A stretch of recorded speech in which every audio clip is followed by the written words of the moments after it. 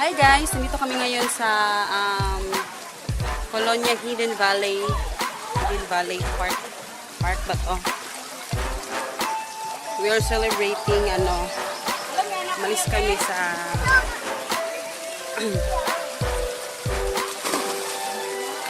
so kayo pakita sa inyo yung view na ayan. So ayan yung aking mga kasama. Ayan.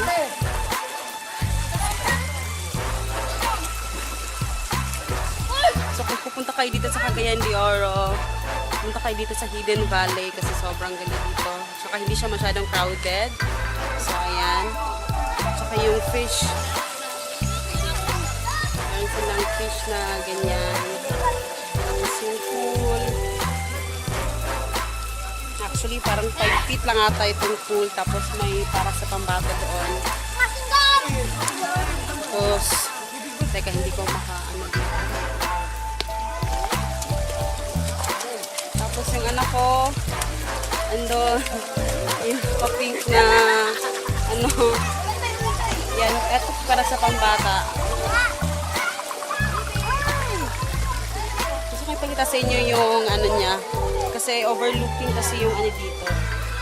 So yan, maganda yung mga paintings, So actually, it's my second time na pumunta rito. Actually, before, hindi pa ito ganito eh. Hindi pa ito ganito ka, So, ayun. Kasi birthday na ang pamangkin ko. So, ayan, kung nakikita nyo, yan, yun yung view niya.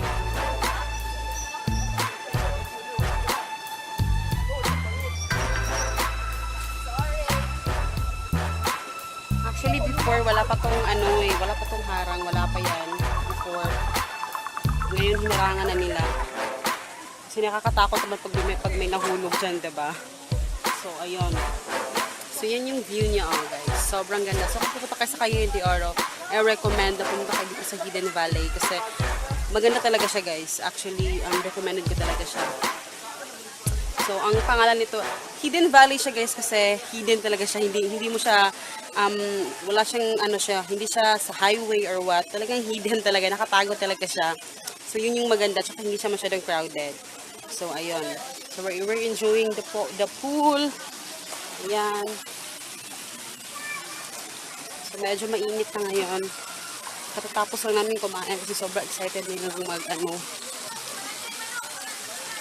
So, ayan.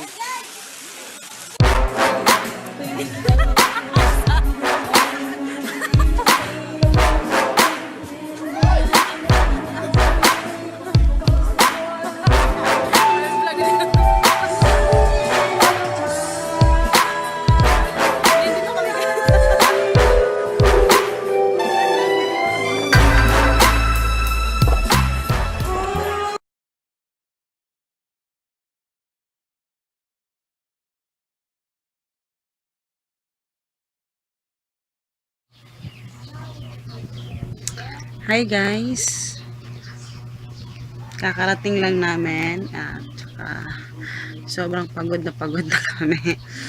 So medyo madilim siya, hindi ko ginamit yung ring light kasi nasa labas kasi itong anak ko nilagnat siya. Actually kanina sa pag pa namin talagang mainit na talaga siya. So ayan, nilagnat. So, kakarating namin. So, sobrang pagod na. Actually, aalis sana ako ngayon kasi maraming orders kasi na, yun sa aking online business. So, maraming nag-order. So, ewan ko kung makakaalis ako ngayon kasi ito medyo nag-aarte. Kasi nga, may lagnat. So, yun. Kung kikita niyo yung sobrang ganda doon. So, I recommend you guys kung pupunta kayo dito sa Cagayan de Oro. Maganda talaga doon. Tapos, yung niya is, yung cottage is only 100 pesos.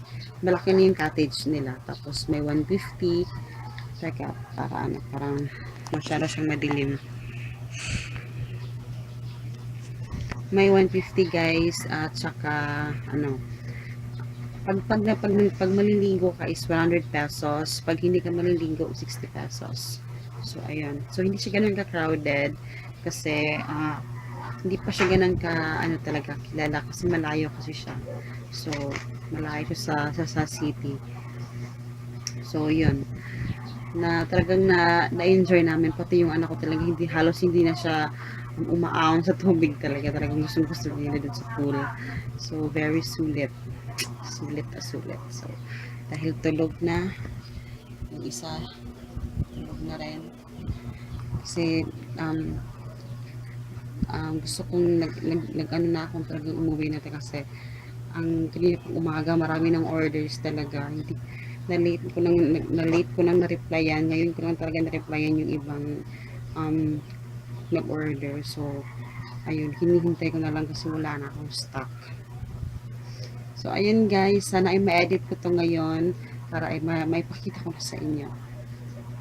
So I hope you guys enjoy. Please don't forget to subscribe and see you in my next video. Bye bye.